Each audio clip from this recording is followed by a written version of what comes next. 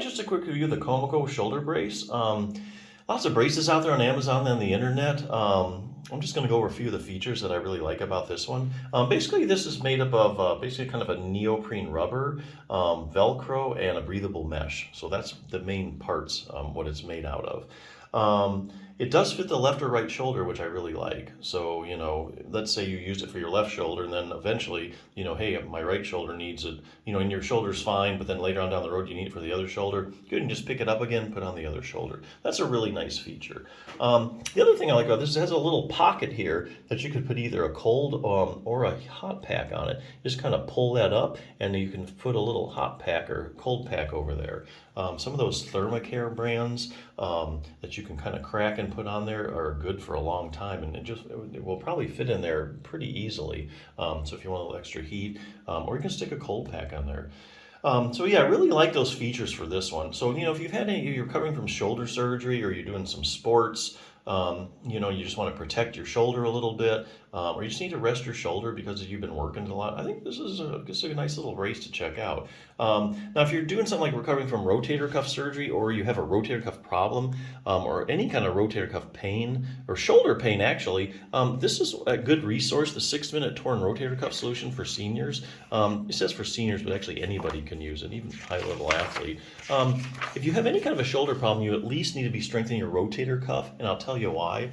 The shoulder is a really shallow ball and socket joint, and it depends heavily on the muscles to keep it in place. Now, that's unlike the hip, which is also a ball and socket joint, but it's a deep ball and socket joint, so it doesn't really require that much muscles to keep it in place. You don't hear of hips dislocating too often unless it's like some kind of trauma, a car accident. But shoulders, you hear about people dislocating their shoulders all the time. Much more susceptible because it's a shallow ball and socket joint.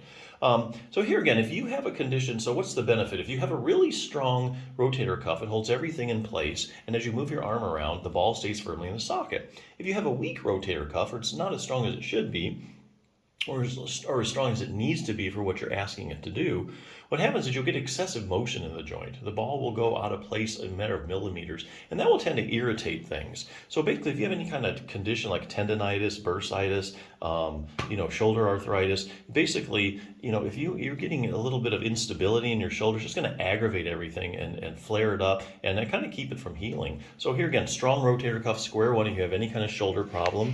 And if you do have a rotator cuff issue, this book will probably answer about every question you ever had about it. Just real quickly, it kind of goes over, anatomy and stuff, tells you all about the rotator cuff, the group of 4 muscles that really stabilize your shoulder joint. Great question and answer section. What are the symptoms of a rotator cuff tear? Any arm maneuvers that might indicate I have a tear? What imaging tests are used? Where exactly does it tear at? Goes over, are there different kinds of rotator cuff tears? Here's a good one. I have a rotator cuff tear and I'm in a lot of pain. I need surgery, right?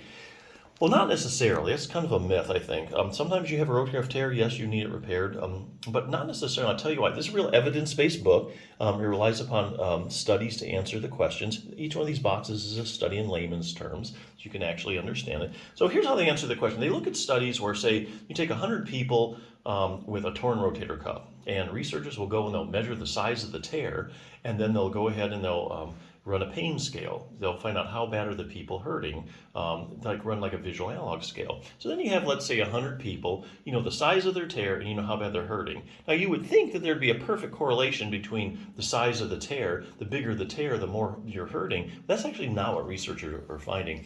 There's actually a fair amount of people walking around that have an asymptomatic rotator cuff tear. So there's other people actually walking around with big rotator cuff tears that have no pain. This is really common as you get older because the incidence of rotator cuff tears when you hit your 60s and 70s kind of goes up decade by decade, and a lot of them are just asymptomatic. So what you don't want to do is go to the doctor. I have shoulder pain. You end up getting an MRI. It shows a torn rotator cuff. You're like, there's my problem. I have a rotator cuff tear. I got to get it fixed.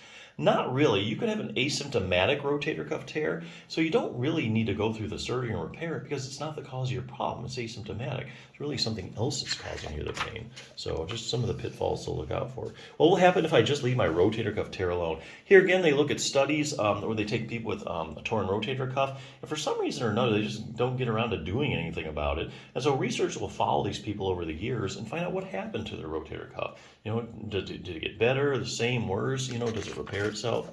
Here's a great question. How does exercise compare to surgery when it comes to treating my torn rotator cuff? Um, so the only way you're going to answer that question scientifically is by looking at the randomized controlled trials. And that's the highest form of proof in medicine that a treatment's actually effective. So let's say you're going to take 100 people with a torn rotator cuff. 50 you're going to randomly assign to surgery. The other 50 you're going to randomly assign to just having exercise.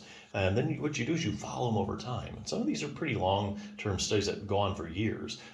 So let's say 2 years from now, who did better? The people that had their rotator cuff repaired or the people that did a good exercise program? And basically, this book has looked at all the randomized controlled trials, and what it's finding is that there's very little difference between the groups, or you do the same. So basically, kind of end up in the same place. Has a good exercise program, beginning, intermediate, advanced. Does have stretching and strengthening program, and literally it will take you less than 6 minutes. So great concise program if you're looking for that. But hey, if you're looking just for a shoulder brace, I just need something to immobilize my shoulder. This is kind of a very straightforward and simple one, and I really like it. So definitely check it out.